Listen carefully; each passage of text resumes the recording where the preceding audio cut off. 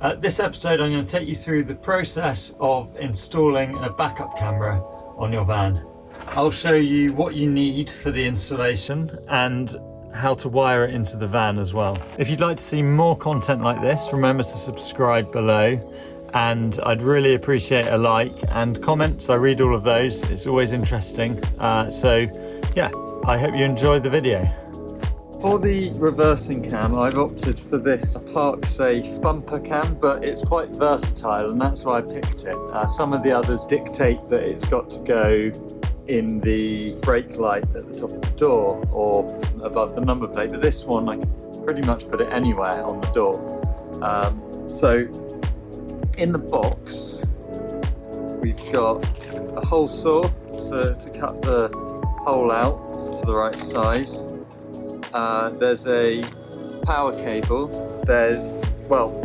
It comes with a 6 meter 4-pin extension cable, but they switched that out for a 10 meter one for me because the 6 meter wasn't going to be quite enough. And then of course we've got the camera itself.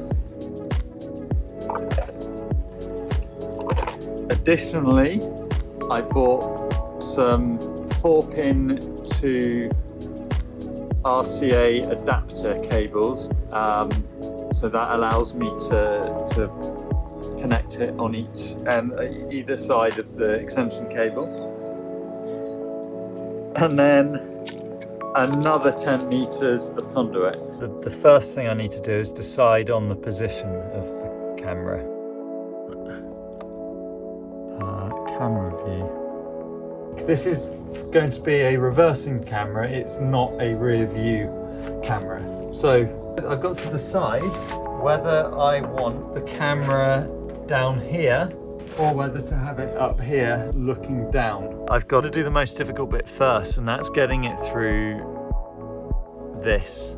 So I'll remove the light cluster, then that should expose the other side of this and I can feed it through here and out into the door.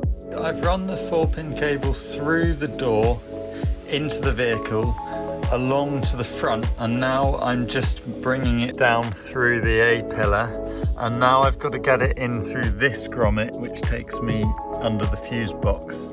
So I've put a hole in the grommet and I'll run the conduit through this now. So in the wiring diagrams section, and I come over to stop and reversing lights, and in this diagram we've got left hand rear light unit and we want the reversing light. Number 20B, that is a green and black cable. This is the fitting that plugs into the light cluster, and I can see here there is indeed a green and black cable.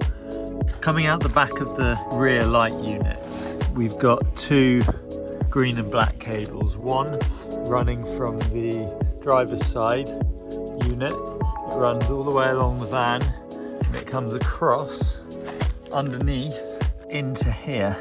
And there's also one on the passenger side, the left-hand side, and they come into here, and I believe that point it changes from a green and black into a green and yellow. This wire leads to the reversing switch, which in turn goes to the passenger fuse box.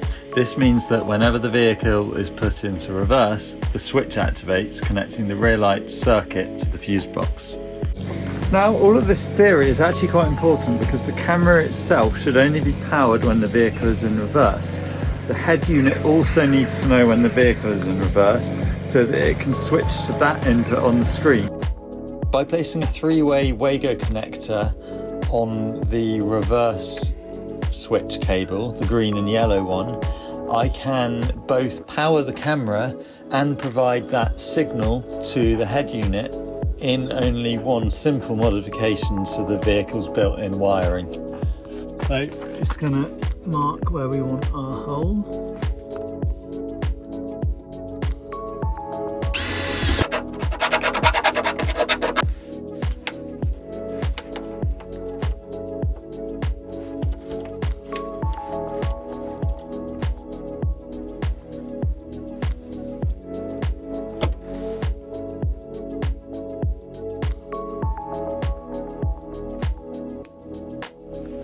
So I think it's about time we gave this thing a test, don't you? Right, let's go. So we're in neutral. Touch down, pop that into reverse, and then that connects the camera, and it tells the head unit that the camera is connected also, and it switches to that input. Now I can use this. I mean, this is extremely useful actually, because my mirrors, you know, when it's been raining a lot, the mirrors are difficult to see out of.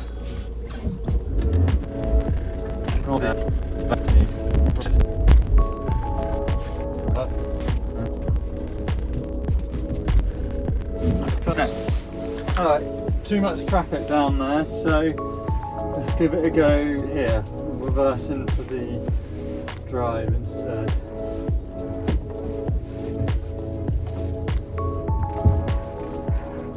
Potholes.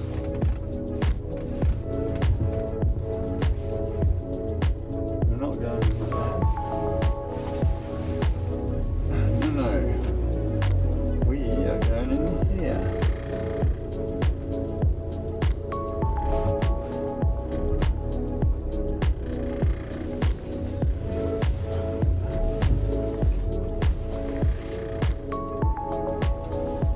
You can't completely not use your mirrors, but this isn't a particularly wide angle lens, so as soon as you get somewhat up close to something, you lose perspective as to you know, you can't see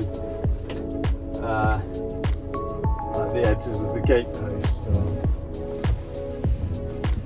and I've just completely drifted whilst not focusing there. This is why I'm doing this in the driveway and not trying to do a commentary on the road,